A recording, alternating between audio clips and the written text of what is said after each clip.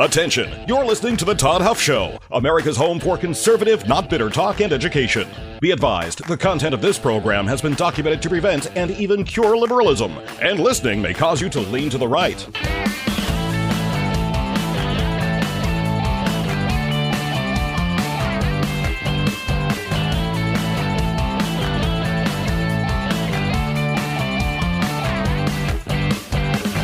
And now, coming to you from the Full Suite Wealth Studios, here's your conservative but not bitter host, Todd Huff. There we go. Well, that is right, my friends. You've tuned in to America's home for conservative, not bitter talk. I was just doing something here in the studio that I overlooked doing before we got rocking and rolling here today, but I welcome you to the program. Email if you want to be part of the discussion, todd@toddhuffshow.com, 317-210-2830. Thoughts, questions, feedback. Always be certain to include the appropriate amounts of adoration and praise, which, listen, there's days I need it. There are days I'm kidding, folks. I am teasing. Take it easy. It's good to be here today. Couple things I want to get to. I'm going to give you an update. We're on day number 9 of the government shutdown. I also want to talk a little bit about what's happening at regarding Turning Point USA chapters. You may have seen this. There's one in particular. I think it's at Rutgers University. There's a petition to try to keep Turning Point from having a chapter at Rutgers University. I want to talk about that.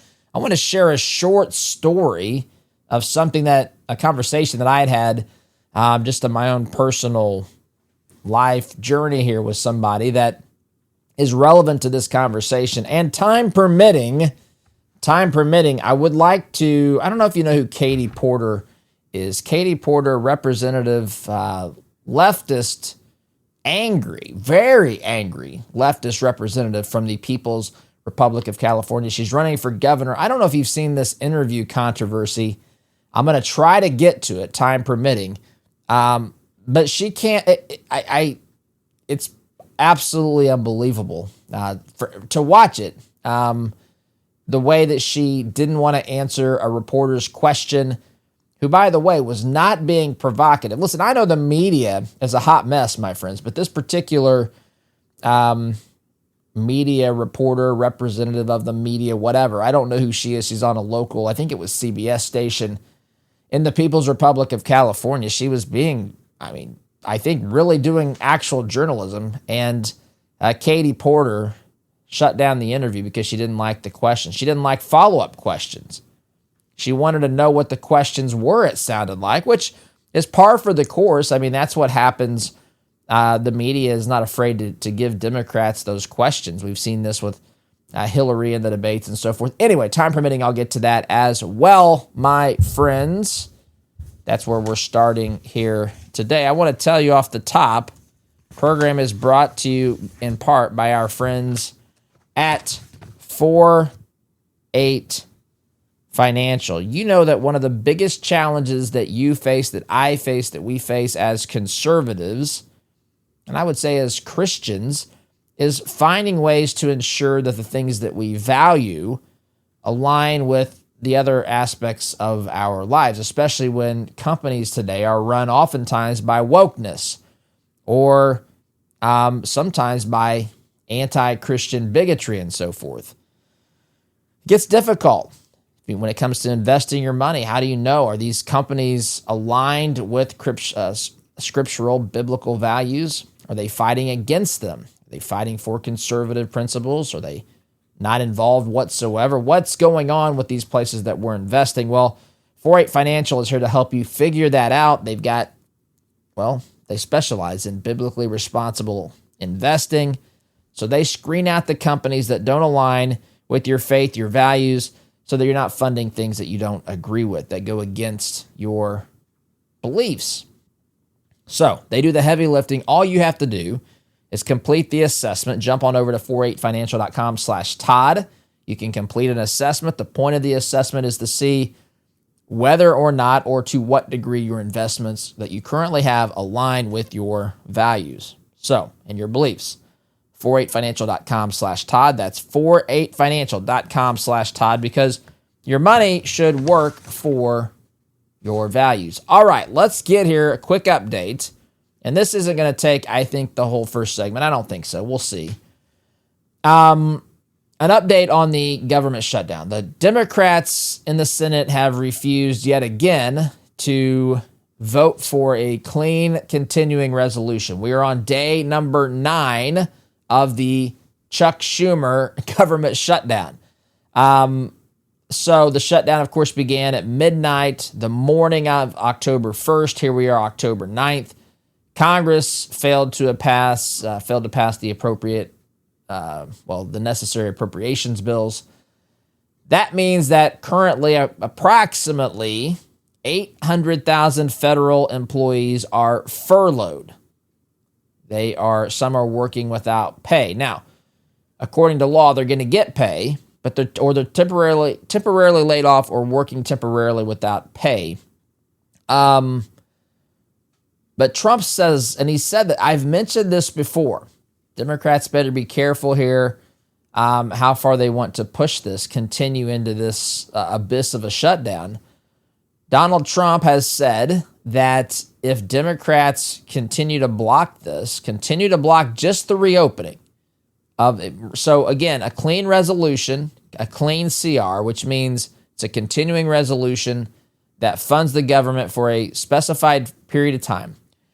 A clean CR means that there's nothing else in there. It's basically saying, let's keep the status quo until the next deadline, which currently, as I understand it, it was initially anyway, meant to be November 21st, right before Thanksgiving. So I think that's still the date. I don't know, but the Democrats have refused to sign on to that, which makes no sense. Now, they're out there spinning it. They're out there trying to have find some sort of traction in today's news narrative. They have suffered tremendously, losses all over the place, political losses, messaging losses. I mean, the Democrat Party is in absolute disarray right now. So they're looking for a victory here. They think that they might have it with the shutdown. They think that they can blame the Republicans, but they're the ones that are blocking simply an extension of the status quo. No more changes. We can continue negotiations between reopening the government and the new deadline, but they don't even want to do that. And that's not an exercise of good faith, right? You know, this is, I shared on here, I told you my son, who's now 16, by the way, has his driver's license now. So watch out, world. Actually, he's a kid, but he's very cautious. He's a very cautious driver so far, at least with mom and dad in the car. Hopefully it stays that way. He's got more of a cautious personality too, but he's got his driver's license now. That's an eye-opening thing. In fact, they got it yesterday. My wife took him, and she sent me a picture of him with it, and I started realizing, so now he's able to just get in the car and go. It took me a second to kind of wrap my head around that. But anyway, that's where we're headed here. But I remember a couple of months ago, he had, it's been longer than that, probably a year or so. He had asked me to kind of explain what politics was. And I thought about it for a moment. I've shared this on here before. And I said, you know what? I said, politics is the art of taking credit for everything that's good or everything that the person that you're talking to, a constituent, might think is good in the world around them, and then blaming your political opponents for the things that are bad. Now, that's a cynical view of it, I understand, but that is the art of politics. It's about art of politics. It's about jockeying for position. Now, I would say if you're being genuine and authentic and fighting for what you truly think makes the most sense, then that's okay. I don't have a problem with that to a point. I also would throw a little humility in there. That's one of the things, by the way, earlier this week we spoke with Shelby Campbell, who had some really terrible things to say about Charlie Kirk's assassination. She has apologized. I commended her for that. I commended her for coming on the program. I'm sorry. I was wrong. I apologize. Those are words that don't come from the lips of politicians very much because it is a blame game. It's a grab the credit game for things that are going well. It's a blame game for things that are not going well. And that's what politics has become. And so that's what the Democrats are looking for here. Too many people are still, I would say, a half step away from really understanding what's going on in our nation's capital, in politics in general. It's all about the credit. Again, I've cited a quote from The Office, Michael Scott, when he got in trouble for the Willy Wonka golden ticket idea that he implemented in The Office. Long story short, he put all the tickets on one, discount tickets on one pallet of boxes that were going to a client. The client got all of the boxes. There was nothing on the coupon that said you couldn't combine the coupons. So the biggest client ended up getting a 50% discount or some such thing. And this caused havoc in the office. The boss came into the office to talk with Michael about this. In the meantime, Michael begged one of his team members named Dwight K. Schrute to take the fall. And Michael was trying to push the blame on him. But in the meantime, the company was so happy, the client was so happy that they got so much of a discount on their paper goods that they decided to move all of their purchases of office products to the company as well. So Michael ended up, by making Dwight the scapegoat, Dwight ended up being the hero. This caused a big brouhaha in the office. Michael wasn't happy. Michael eventually couldn't keep his mouth shut, and he said, "David, I'm the one that had the idea." And David says, "Michael, I don't know what you want me to do." And Michael says this. He says, "David, I will be honest with you. I would like all of the credit, but none of the blame." That is I am telling you, that is politics. And I'm not saying there's nothing else that's genuinely happening there, but that is a big, big part of it. And too many people miss that step, misunderstanding that by half a step. They think that these folks are fighting for their cause. They think that these folks are committed, and sometimes they are. But how many times, my friends, I'll ask you this, how many times have you and I voted for someone, had high hopes for someone, only to watch that someone go to Washington, D.C. and effectively sell his or her soul? I've said before, this was the reason Trump became there's many reasons, but one of the main reasons two of the main reasons that Trump became so popular was because we as conservatives, as conservative Republicans, were tired of voting for people that really weren't principled conservatives. And I'm not saying Trump is a ideological conservative, but the things Trump wants to do, at least the first 500 things on the list, are in good alignment with conservatism and the role of government and so forth. But how many times did we elect people who went to Washington, D.C. that showed us they really weren't conservative? Or maybe they were conservative, but they were wimps. They couldn't take the heat. What do they say? If you can't stand the heat, get out of the kitchen. And, well, in this analogy, the kitchen is Washington, D.C., and it was disheartening. It was disheartening. Along comes Trump, and I don't want to get into this whole thing on Trump, but Trump comes along and changes that. The guy actually means what he says. He's fighting. Look, you look at all the fights over the National Guard and deportations and everything, lawsuits and this and that, Supreme Court hearings, court rulings, injunctions, the constant fight about simply trying to enforce the law, right? At the core of this is that we've had leaders in our government. We've had an executive branch for a long time that did not want to enforce immigration law. And the left and the media have basically excused that. The laws that are being enforced today have been on the books for a long time. They've just been ignored. And we were lied to. We were lied to by the Biden administration. We were lied to by the media. Biden could have done any of these things. He didn't want to, which of course begs the question as to why. What's he trying to accomplish? Why is he and the left, by the way, Democrats in general, why are they so insistent on open borders? What are they trying to get from that? It obviously has to do with elections. By the way, there's a court case that the Supreme Court is hearing today, Louisiana versus Calais, that has to do with the way that congressional districts can be drawn.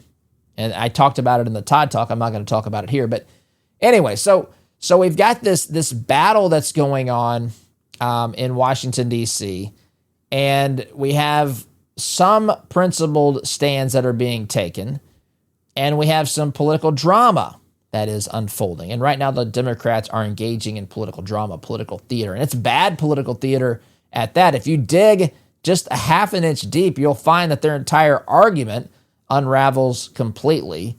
There is no reason whatsoever that they should not sign on to this clean CR, buy themselves more time, but they don't want to do that. This shutdown is on them, my friends. They refuse to sign on to this obviously common sense next step, which is to pass a clean CR, reopen the government, and negotiate between now and the time the next CR expires, which is on or about November 21st. Now, in the meantime, President Trump has come out here and said something that we've mentioned on this program. I told you to keep your eyes out open for this. President Trump said if the Democrats continue to block this from happening, furloughed positions could become rift positions, reduction in force, reducing permanently the size and scope of government. Remember, one of the issues here that Trump has had to deal with is that if budgets are passed by Congress, he's basically being forced to spend the money allocated for staffing. And so Trump's saying, look, if there's no budget, right now there's no money that's being spent.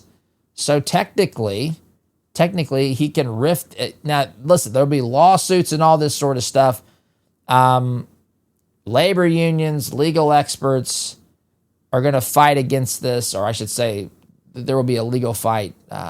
Legal experts are predicting this if this goes to this, but there's going to be fight about these terminations if it comes to that, because they say that it violates civil service protections and it's going to create lawsuits. But Trump's saying, look, we'll just take these positions. If you're not going to come to the table, if you're not going to reopen the government and enter into good faith negotiations, then right now budgets are zero. I don't have any money that I'm supposed to spend. We're going to start permanently reducing the size and scope of government. Now, the question is whether Trump is just negotiating with that, threatening to do that, or whether or not this is real. And I got to be honest, this is the thing that people on the left don't give Trump enough credit for. I could be convinced of either of these things. He is negotiating. I think that's clear. But I also think, he's serious about reducing the size and scope of government. And if they don't think he would seriously do that, I think they should reconsider that, because I think he very well could do that. So we'll see where this goes. The Office of Management and Budget, OMB, they've already instructed agencies, as we talked about earlier this week, to prepare for RIF plans, reduction in force plans. And so, but as of today, that's not happened. That's just been kind of put out there as a bargaining, negotiating chip. So that's where we stand. But the government's closed. Negotiations are going nowhere. In fact, there's really no negotiations whatsoever. Republicans say we can negotiate once you reopen the government and just continue the status quo. No new changes, nothing changing from when the government shut down until now, extending that through the deadline through November 21st. The Democrats refused to do this. So we'll see where this goes. See where this goes, my friends. But that's where we get. That's where we are. Now, I'll say this, that the left, when it comes to these rifts, they say that the firings would politicize the civil service, would punish ordinary families, violate employment protections offered through the law. That's their argument. Trump says, the folks that are on the side of, hey, if we have to do these rifts, it's bloated. The government is bloated. We need some accountability. I've been saying, and we're going to do this for a while. Right now we have no budget. If the only thing keeping me from riffing these positions are that I'm supposed to spend the money that's been allocated, there's no money allocated right now because you clowns can't get to the table and negotiate. And so maybe I'll do that, Trump would say. So we'll see. We'll see where this goes, my friends. By the way, I want to tell you, program also brought to you in part by our friends at Salty. Salty is an all-natural supplement that you can take. It's good for your heart's health. In fact, has been proven by science. Science has spoken on this, my friends, that your cholesterol can come down if you take Salty. A lot of people have had that result. It may do the same for you. I take the product. It's very affordable. It's a great first step. I know I'm like all of us, getting a little bit older, and I think about my health a little bit differently than I did when I was in my 20s and 30s. This is a proactive step. It's a great first step to take to just ensure your heart is healthy. If you have a history of heart disease or high cholesterol, this might be a product that you consider as well. It's very affordable. In fact, it's even more affordable being a listener of this program because you'll save 50% off your purchase and get free shipping to boot. Salty.com, SOLTEA, that's the website. Salty.com, promo code Todd is how you're going to save 50% and get that free shipping. The only thing, my friends, you have to lose are those high cholesterol numbers. All right. So where do I want to go? I'm going to set this up. I'm going to flip. I didn't know how I was going to address this. I have two other things I want to get to, but I definitely want to turn our focus to Turning Point USA. Turning Point USA, this is what we're going to get to next segment. I just have a minute or so here to tee this up for the next segment. So Turning Point USA, of course, is the result of Charlie Kirk's work. It's Charlie Kirk's creation. And the mission of Turning Point was to get in front of these young people in environments where they were being force-fed wokeism and leftist lunacy and confront them with truth and give them the opportunity to hear things that they candidly don't hear on college campuses. And they've grown. They grew a lot during Charlie Kirk's life, but the growth has even exploded since his assassination here. That's almost a month ago tomorrow, if I'm not mistaken here. 10th, yeah. So in the month following his death, there's been a lot of interest in places that are adding Turning Point USA and so forth. A lot of chapters are being started, high schools, colleges around the country. And so the left is also trying to fight against this. The left doesn't want these ideas on college campuses. The left doesn't want free speech and debate. The left doesn't want the free exchange of ideas. They want to silence Turning Point USA. And there's a petition that's being signed at Rutgers, or pertaining to students at Rutgers University, that I want to talk about regarding the Turning Point USA chapter there. And we'll get into that in the next segment, my friends. Sit tight. You are listening here to the home of conservative, not better talk. I'm your host, Todd Huff. Back in just a minute.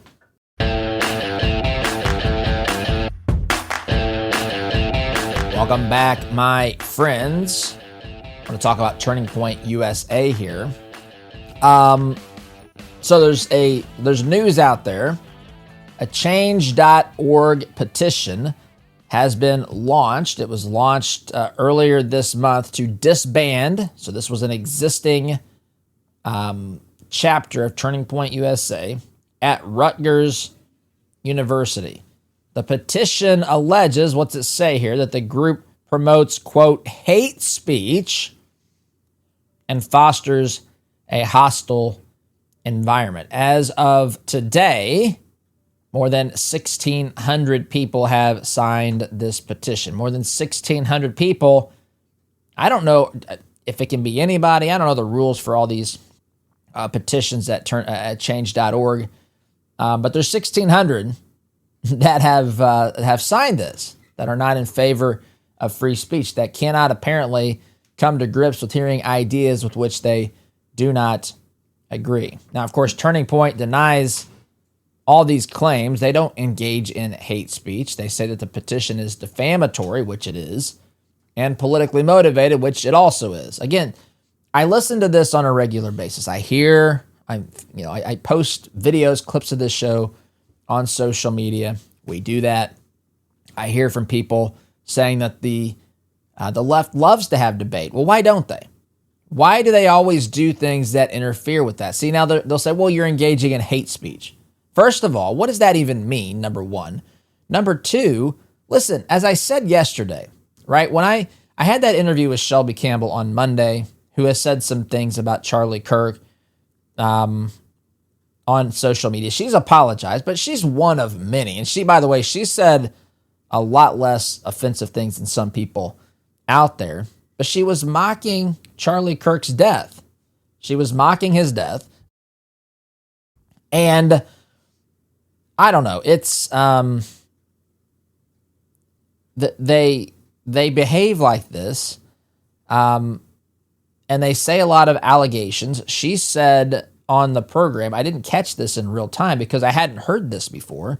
Some of you got upset with me for not questioning her on it. Two things. Number one, I don't want it to become a scream fest. Number two, I didn't catch it. I didn't know that that there were people out there that had accused Charlie Kirk of being of using a term chink to describe someone, she said, who was Asian in the audience. He was talking to Cenk Uygur, which I went through that earlier, I think yesterday, before we interviewed Eric Trump, talking about all the ways that conservatives and Trump are maligned and misrepresented. We went through a lot of those things yesterday on the program before that interview. But that's how the left wants to engage. Now listen, I have it's a permanent olive branch. If you decide to totally sell out and become a radical leftist and you suddenly have no interest in free speech, if you want to silence the political opposition, if you want to redefine morality, if you want to live a godless belief system, you're free to do it. But we're going to have a hard time. You and I can talk so much as it's up to me.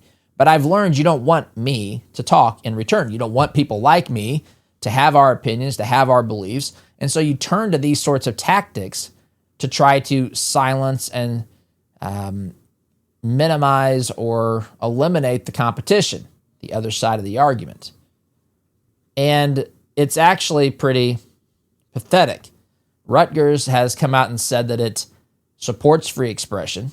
It declined to comment specifically on this, of course. It's student matters. No disciplinary action has been taken. But in kind of response to the allegations here that Turning Point USA is hate speech, the things that they're saying, number one, I would say give me a specific explanation, a definition, what you're talking about, number one. In fact, if you listen to Charlie Kirk, and I am not an expert in everything Charlie Kirk said and believed, but I have no reason to believe here that Charlie Kirk had anything but a motivation of, honestly, truth and love to share and a passion to communicate things so that these students are not caught up in this godless radical leftism. I think that was Charlie Kirk's motivation. Charlie Kirk didn't hate them. Charlie Kirk hated bad ideas. I hate bad ideas. Bad ideas can cause tremendous harm. They have caused tremendous harm.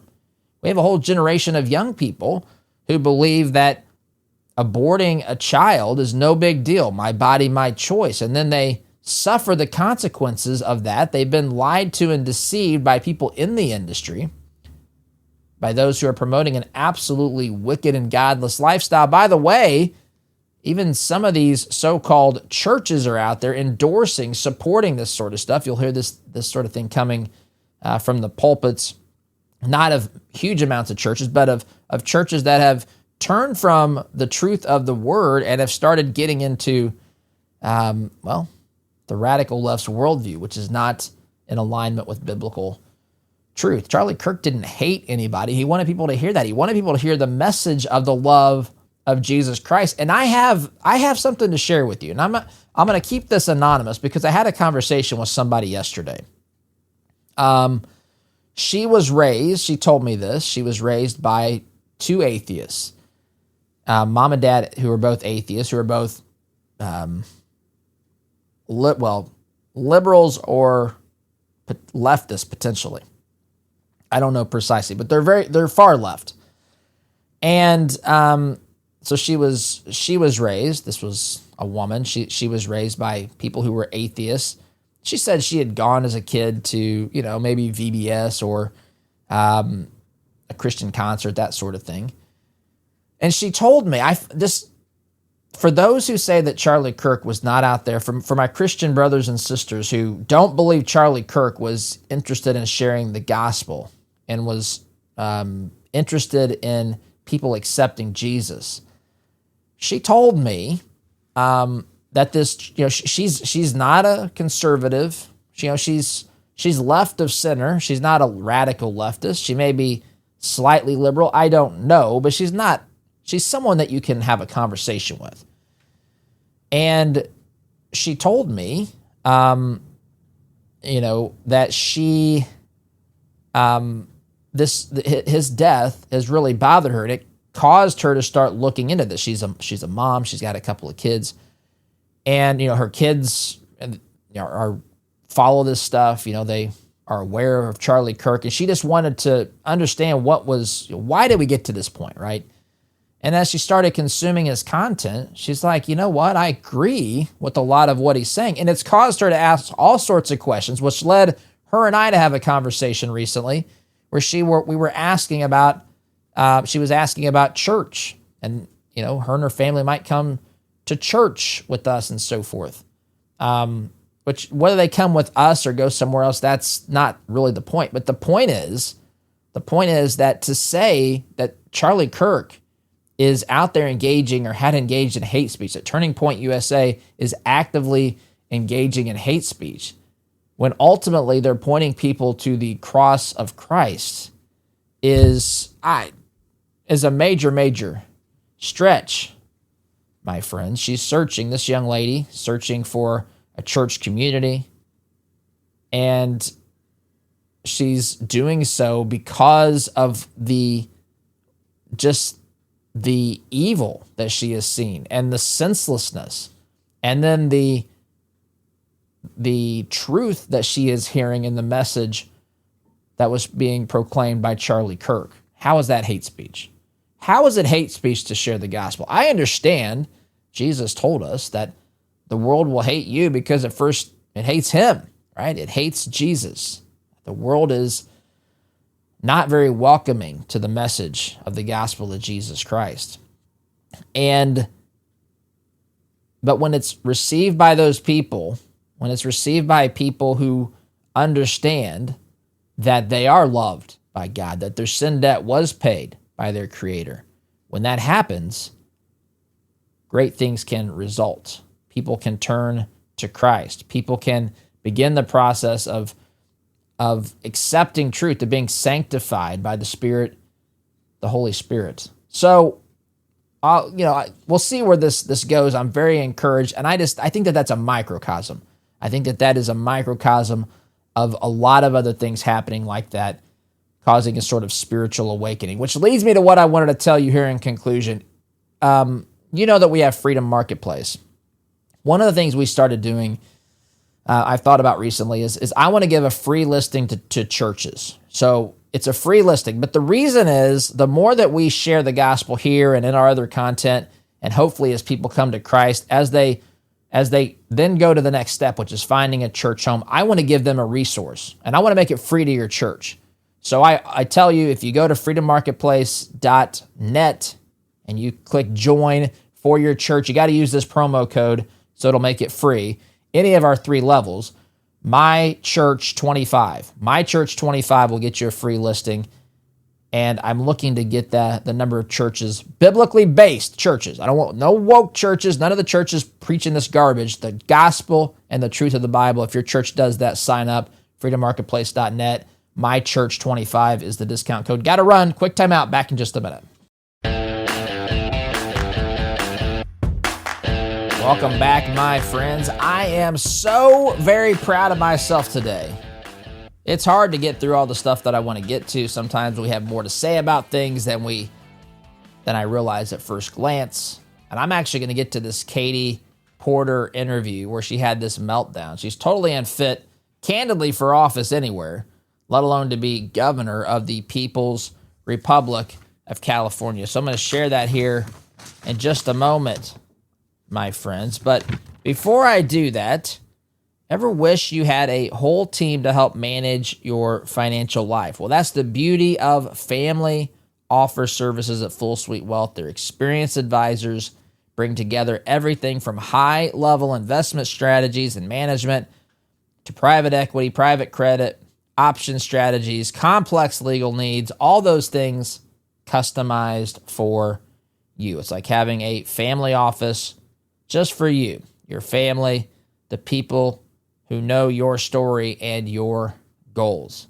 If you are serious about planning for the long haul, check it out, fullsuitewealth.com. That's fullsuitewealth.com. Build your legacy, secure your future. All right.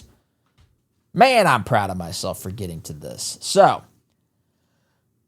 Katie Porter, leftist from California, representative, angry a lot.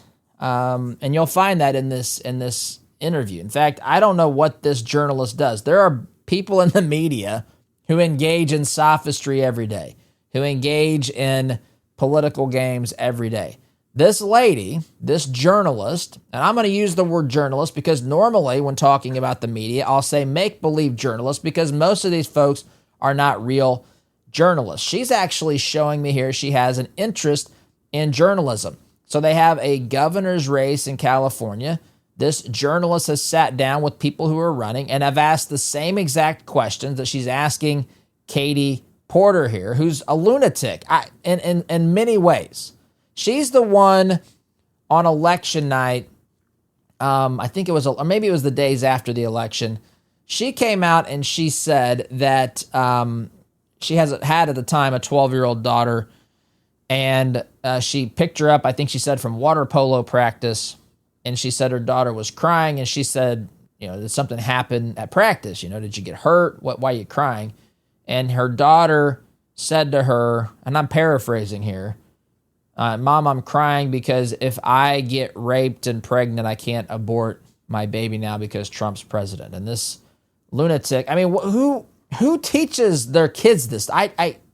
This is craziness. A kid doesn't just come up with that. They've been force-fed this junk. Anyway, same Katie Porter here. I want you to listen to this. She gets upset at this journalist for asking this question. Check this out. Redistricting. What do you think of the governor's plan? I support the governor's plan. What do you say to the 40% of California voters who you'll need in order to win, who voted for Trump?